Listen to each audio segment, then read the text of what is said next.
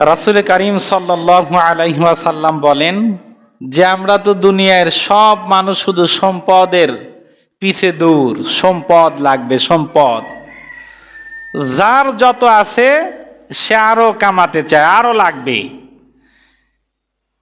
রাসূল বলেন আর দুনিয়া কুল্লাহা মাতা ও খায়রু মাতা'আদ দুনিয়া আল মারআতুস সালিহা। আমরা দুনিয়ার মধ্যে যত সম্পদ ইনকাম করি না কেন, এর মধ্যে সব থেকে দামি যে সম্পদ, এই সম্পদের নাম হচ্ছে আল মারআতুস সালিহা, নেককার স্ত্রী। সুবহানাল্লাহ। নেককার স্ত্রীর চাইতে বড় সম্পদ দুনিয়ার মধ্যে আর কিচ্ছু নেই। আপনার অনেক কিছু আছে কিন্তু নেককার বিবি নাই। বাড়িতে গেলেন, টাকা, গাড়ি, বাড়ি সব আপনার আছে, কিন্তু বিবিটা নেককার না, আপনার বাড়িতে সুখ থাকবে? হ্যাঁ, তেমন কিছুই নেই। অর্থ সম্পদ তেমন কিছু নেই, কিন্তু বাড়িতে আছে নেককার একটা স্ত্রী। আপনি বাহিরে যতই কষ্ট করে যান না কেন, ঘরে যাবেন না, আল্লাহ পাক আপনার জন্য ঘরটা জান্নাত বানায় দেবে। নেককার বিবিদের আমরা মিশকাতের মধ্যে পড়েছি, নেককার বিবিদের চারটা বৈশিষ্ট্য। কয়টা? চারটা। এক নাম্বার, ভালো করে শোনেন, শুনলে ফায়দা দেবে, মায়েরাও শোনেন, কারণ আজকে এই জন্য মাইকে দিছি যে যেহেতু মেয়েদের প্রসঙ্গে কথা বলা হবে, তারা যেন শুনুক। তারা শুনলে একটু ফায়দা হবে না? আর আমরা তো এগুলা শুনি না, আমরা রাত দিন 24 ঘন্টা লাইনে গান দিয়ে তুই হিন্দি গান চলে, মাও বাচ্চা নাতিপতি সব মিলে মিশেই দেখে। জোরে বলি সুবহানাল্লাহ। এটা দেখলে সব হবে না গুনাহ হবে? জোরে বলেন। আল্লাহর পয়গম্বর বলেন, এক নাম্বার, যদি কোনো স্বামী স্ত্রীর মুখের দিকে তাকায়, তার দিকে তাকাইলেই যেন তাকে আনন্দ দেয়, যেভাবে হোক না কেন আনন্দ পায়। এক নাম্বার, তার দিকে তাকাইলেই যেন স্ত্রী আনন্দ দেয়। আমাদের আনন্দ দেয়? হ্যাঁ, অনেক মানুষ এমন আছে স্ত্রীর ভয়ে, শুধু স্ত্রীর ভয়ে ঘরের মধ্যে যাইতে পারে না। জোরে বলেন সুবহানাল্লাহ। এমন বিবি দুনিয়াতে আছে না নাই? ওইটা জান্নাত না, দুনিয়ার মধ্যে হচ্ছে যদি যার নেককার বিবি নেই, ওইটা হচ্ছে একটা জাহান্নামের গর্ত। ওটা কোনো ঘর না, জাহান্নাম। ঘরের মধ্যে অনেক মানুষ আছে যাইতেও ভয় পায়, যে গেলেই মারে নাকি। আছে না নাই? অনেক স্ত্রী আছে। আপনারা হয়তো ভাবতে পারেন যে এলাকায় না। আমার অনেক দিন আগে আমার শ্বশুর বাড়ির এলাকায় একটা মাহফিল করছিলাম, বিয়ের আগে ওই এলাকায় পড়ছি। তো এই মহিলাদের প্রসঙ্গে কথা বলতে বলতে এই প্রসঙ্গে আসলো। আমি বললাম এলাকা আছে না নাই? এক মুরব্বী কয় আছে না মানে, এই কয়েকদিন আগে আমাদের এলাকায় অমকের জামাই অমকের বৌদুরে ফিরা দিয়া পিটাইছে। জোরে কোন সুবহানাল্লাহ। ফিরা দিয়া পিটাই নাও, বউ দুনিয়াতে আছে। আল্লাহর বান্দারা, আল্লাহর ঘরে সব থেকে দামি জায়গার মধ্যে বসে আপনাদের নিকটে বলছি, একটা মিথ্যা কথা বলে আনন্দ দেওয়ার জন্য না। আমি সাদাতপুর নামে আমার সিরাজগঞ্জের একটা থানা আছে, ওইখান থেকে মাহফিল করে হুন্ডা নিয়ে সকালবেলা আমি খুকনি দিয়ে আমি আসতেছিলাম। সকালবেলা অনেকগুলা মানুষ দেখি এক জায়গায় বসে অনেক কথা বলতেছে, মানুষগুলা ঝগড়া বিবাদ। আমি একটু গাড়িটা থামাইয়া জিজ্ঞাসা করলাম, ভাই এখানে কি অবস্থা হয়েছে, কি হয়েছে? এক মুরব্বী ডাকদা বলে, হুজুর আপনার শোনা যাবে না। বললাম কি শোনা যাবে না? আপনারা ঘটনা ঘটাইতে পারলে আমি শুনতে পারবো না।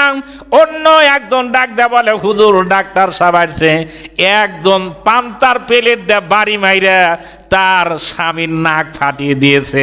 জোরে কোন সুবহানাল্লাহ। ডাক্তার আইছে সেলাই করার জন্য। এই জন্য আল্লাহর রাসূল বলেন, চারটা গুণ যার মধ্যে থাকবে ওই মহিলা হলো নেককার। এক নাম্বার হলো, স্বামী যদি ঘরের মধ্যে যায় আর তার দিকে তাকায়, ওই মহিলা ওই স্বামীকে যেন আনন্দ দেয়।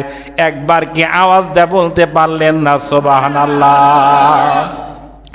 মহিলা অর্থাৎ মেয়ে এমন জিনিস, এ ঘরের মধ্যে যদি স্বামী স্ত্রী আর পুরুষ যায়, আনন্দেরই জিনিস, ওটা লজ্জার কোনো বিষয় না এটা, কিন্তু আমরা আনন্দ দেয় না। তাই একজন মহিলার পুরুষকে আনন্দ দেওয়ার মতো যে জিনিসগুলা দরকার আল্লাহ পাক প্রত্যেকটা জিনিস একটা নারীর মধ্যে দিয়েছে। এই জন্য পুরুষ মানুষ ঘরে গিয়ে ওই মানে পেটে খাবার না থাকলে হারামের মধ্যে হাত অনায়াসে মানুষে ঢুকা দেয়। অসংখ্য মানুষ মানে পরকীয়ার মধ্যে লিপ্ত, এরকম আছে না নাই? কে কে আছে আলী ভাই হাত তোলেন তো একটু, একটু হাত তুলে দেখান। নাই? আছে।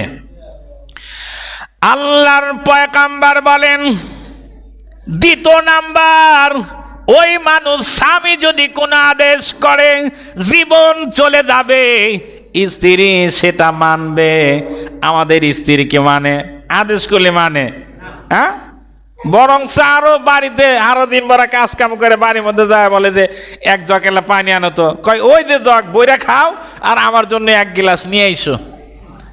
আছে না নাই? ওই সময় আদর করতে ইচ্ছা করবে নাকি বাইরে ইচ্ছা করবে বলেন তো দেখি? হ্যাঁ, বাড়ি মানে খাইতে দে পিটানো দরকার ওই সময়। অনেকে মানে বলে যে বলছে যে মেসওয়াক দেয়া মারেন, এরপরে হচ্ছে রুমাল দেয়া মারেন। কে বললো এই কথা? কোন হুজুর বলছে? হাদিস দেখাইতে পারবে? আদেশ না মানলে, ইসলামী স্বামীর হুকুম না মানলে জরবুন শব্দ ব্যবহার করছে, মানে প্রহার করো, ওইখানে মেসাকের কথা বলছে। মানে এবি একটা মাসলা দিয়ে ওই মাসলার মধ্যে ফ্যানটা তুলে থিয়া যায়। আল্লাহর রাসূল বলেন দ্বিতীয় নাম্বার হলো, স্বামী যদি আদেশ করে জীবন চলে গেলেও স্ত্রী সেগুলা মানতে হবে। আমাদের মধ্যে নাই, মানে না, বরং উল্টা স্বামীকে অনেক মহিলা আদেশ করে। তিন নাম্বার হলো, আল্লাহর রাসূল বলেন স্বামী যা পছন্দ করে না স্ত্রী তা পছন্দ করা যাবে না। স্বামী যাদের সঙ্গে চলতে নিষেধ করে, যাদেরকে সমাজের মধ্যে এড়িয়ে চলে, এমনকি হাদিসের মধ্যে আর সেই স্ত্রী তার বাড়ির মধ্যে ওই মানুষগুলা আসলে বসার জায়গা পর্যন্ত তার দেওয়া যাবে না, এর নাম হাদিস। স্বামী তার সাথে কথা বলে না, স্ত্রী যায় এরা গল্পর সালা খুলে দেয়, এমন মহিলা নাই? অসংখ্য আছে। নো, স্বামী যেটা পছন্দ করবে না ওটা একদম প্রত্যাখ্যান করতে হবে, এটাই হচ্ছে ইসলাম। তবে স্বামী যদি শরিয়া কোনো আইনকে অবজ্ঞা করে তখন ওটা করা যাবে না, তখন করা যাবে না।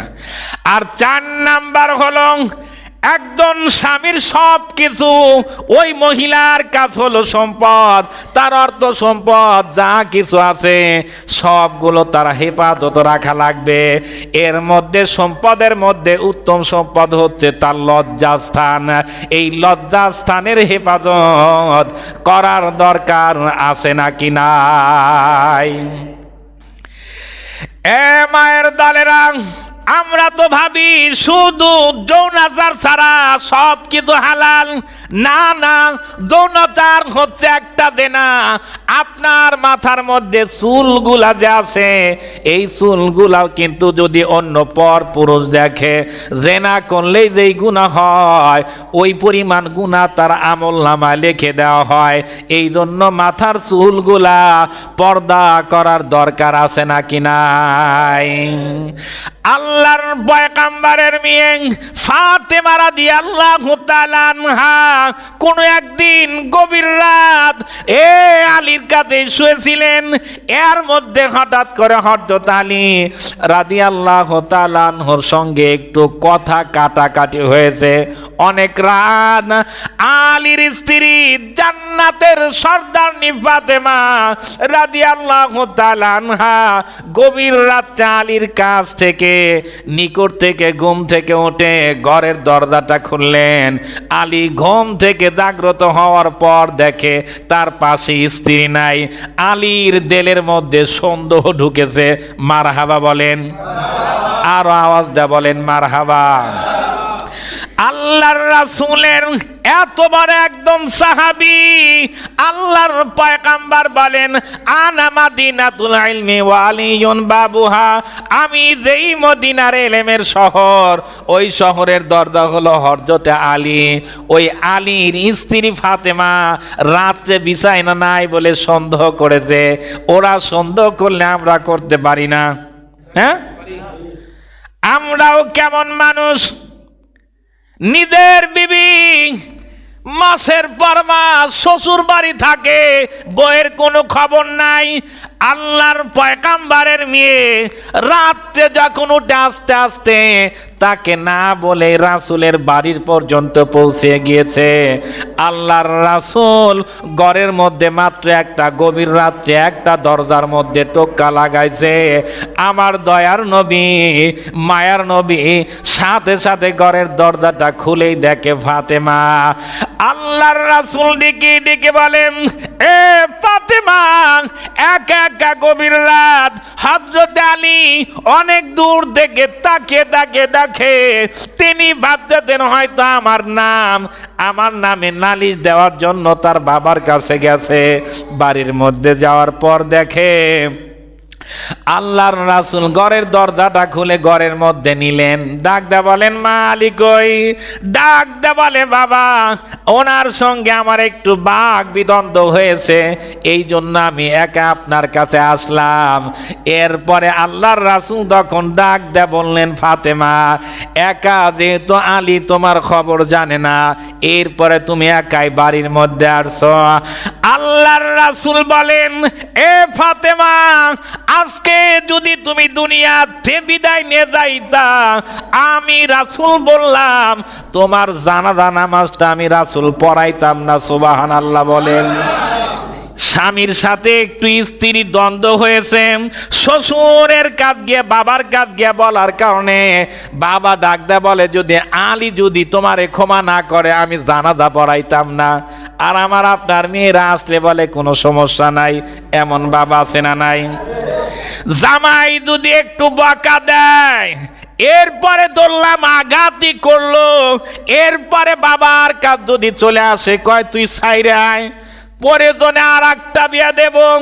আচ্ছা ধরলাম আর একটা বিয়া দিবেন কয় জায়গায় বিয়া, কয় জায়গা দিবেন? আল্লাহর রাসূল কি ইচ্ছা করলে বিয়া দিতে পারতো না? কারণ কেতাবের মধ্যে আসছে ফাতেমা এত সৌন্দর্য ছিল, ফাতেমা যদি সাজতো আসমানের ফেরেশতা পর্যন্ত লজ্জা পেয়ে যেত। একবার আওয়াজ দিয়ে বলেন না সুবহানাল্লাহ। আল্লাহর পয়গম্বর বুঝিয়ে দিলেন, এ মায়ের দল, আল্লাহর রাসূল বলেন, যদি আল্লাহ ব্যতীত দুনিয়ার মধ্যে কোন জায়গায় যদি মহিলাদের সেজদা দেওয়া জায়েজ থাকতো, আল্লাহর রাসূল বলেন আমি একজন হয়েই বলছি প্রত্যেকটা বিবিকে আমি আদেশ দিয়ে দিতাম তোমার স্বামীর পায়ের তলে তুমি সেজদা করো। সুবহানাল্লাহ বলেন। এর মানে একজন মেয়েদের কাছে দুনিয়ার মধ্যে আল্লাহর পরে স্বামী কিন্তু কম না।